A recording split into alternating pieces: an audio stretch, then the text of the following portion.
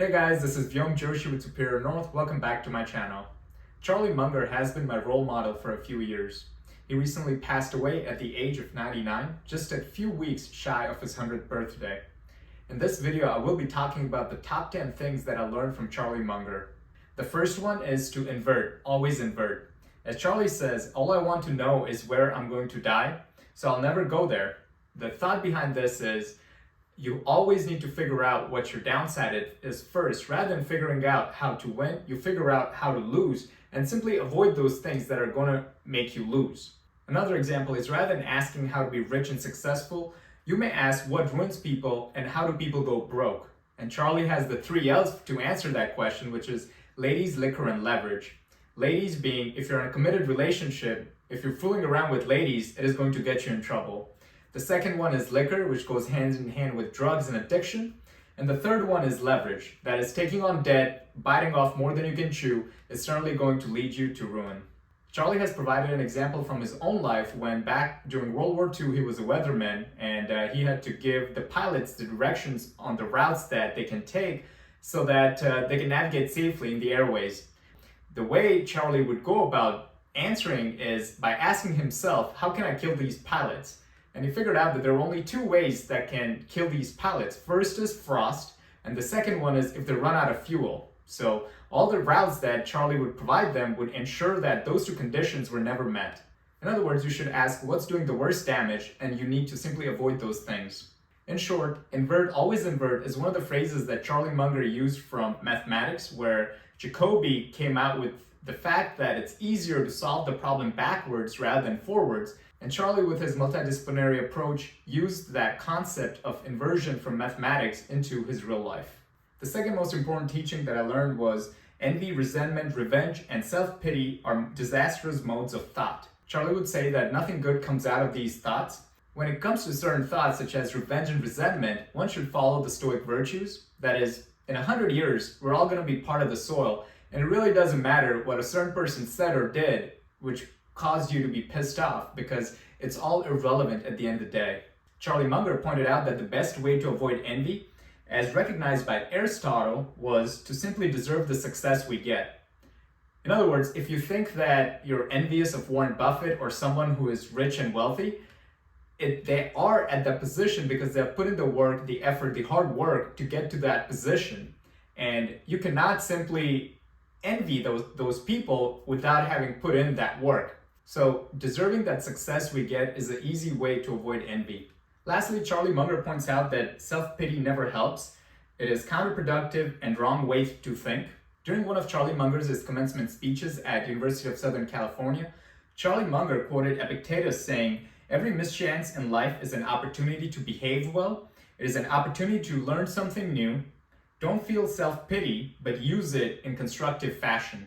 During Charlie Munger's life, there were many times when Charlie could have felt self-pity for himself. For example, when his son died of leukemia at age 11, when one of his eye surgeries went south and he ended up losing his left eye, when he nearly went bankrupt, and so forth. In short, envy, resentment, revenge, and self-pity are disastrous modes of thought. The third key teaching is deferred or delayed gratification. Over here, Charlie talks about how deferred gratification excites a lot of envy, because as you are saving, as you are deferring that gratification, that dopamine hit, you see people around you buying that fancy car, the fancy watch, the fancy house, and you're thinking to yourself that I'm here saving and deferring that gratification, and it certainly brings in envy. It invites it, it excites it, that wow, like I'm missing out on something. And that is where Charlie, when he talks about the power of compounding, that really helped, because now you're in a completely different ballgame. Instead, you're now thinking 50 years down the future and seeing how that nest egg would grow. As Einstein said, compounding is the 8th wonder of the world. And as Charlie would say, the first and only rule to compounding is to never interrupt it. From a formulaic standpoint, the way compound interest works is your future value is equal to your present value times 1 plus your rate of return raised to time. So time being an exponent, the longer runway you have, the better off you are. So the longer you delay the gratification, the better off you are when it comes to the future value of your investments.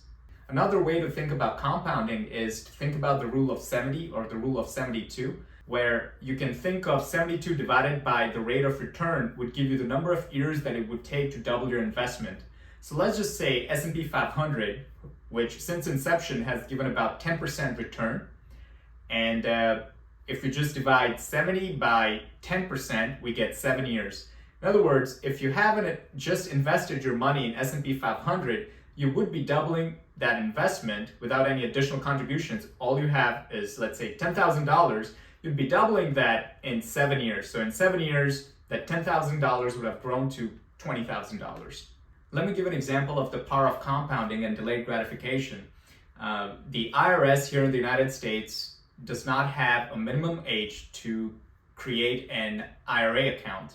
So let's say you have a kid who is 8 years old and they have earned $5,000 as income for doing chores for the year. And what you decide to do is put that $5,000 into an IRA account, just put it in vanilla S&P 500 index fund, and that's all you have to do. And what rule of 72 or even the compound interest formula would dictate is if you just put that money away for 50 years, you would have doubled about 7 times. That $5,000 would grow to a little over $500,000 in 50-year time frame. So let's say now at age 8, you put down $5,000. At age 9, you put down another $5,000. And at age 10, you put down another $10,000. So now by the time the kid turns 60, they have more than $1.5 million sitting in their retirement account. And that's no extra additional contributions made to that IRA account. It's simply the power of compounding. So with the power of compounding, even though that deferred gratification is exciting envy, you know that 30, 40, 50 years down the line, you are going to be better off because the eighth wonder in the world is working in your favor. The fourth teaching is that wisdom acquisition is your moral duty. In other words, you have to be a lifelong learner. Charlie Munger would give the example of Berkshire Hathaway, how had Charlie and Warren not been continuously learning, Berkshire Hathaway would not have successfully gone from one decade to another because the skills that they needed in one decade were different than what they needed in the next decade. Charlie would say that one should go to bed a little wiser than when they woke up. Charlie also liked Cicero, who believed that one should engage in self-improvement as long as their last breath. In short, Charlie would suggest to always have a curious mind and ask why things are happening. Knowledge acquisition is our moral duty. The fifth thing that I learned from Charlie Munger is that I don't need to have an opinion about everything. Charlie would say that unless you can argue on behalf of your opponent better than he or she can about that position, you should not have an opinion on a topic. Human brain is like the human egg. So once an idea gets in, it's all we're doing is looking for more data that will make sure that our belief stays true. That is confirmation bias. So we're looking for ideas, looking for data so that our prior beliefs stay intact.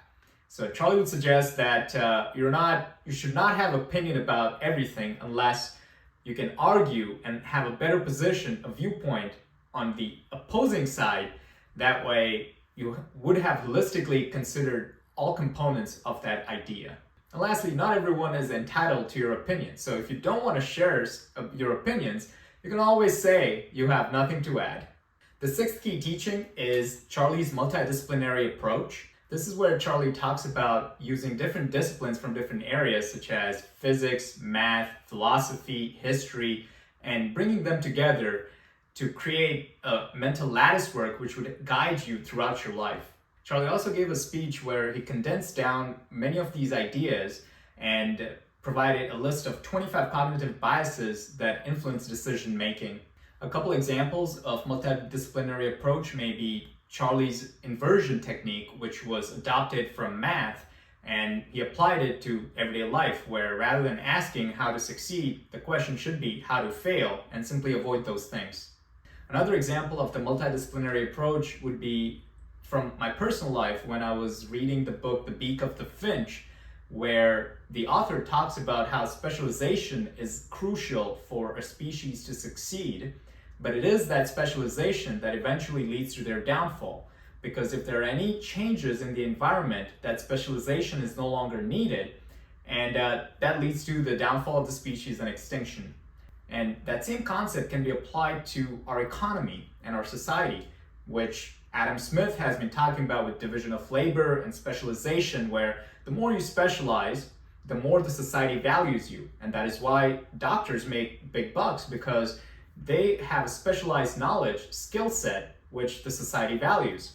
Now, that same specialization can hurt if there are any technological advancements which may come after their role. So if there are any AI advancements, any changes in the environment, different conditions, it could affect people who specialize. And the beauty is, similar to the evolution, how it works in nature, jobs evolve as well. So even though a certain specialized job may not be required, 30 years down the line, there are going to be different jobs which people can evolve into and fill those roles.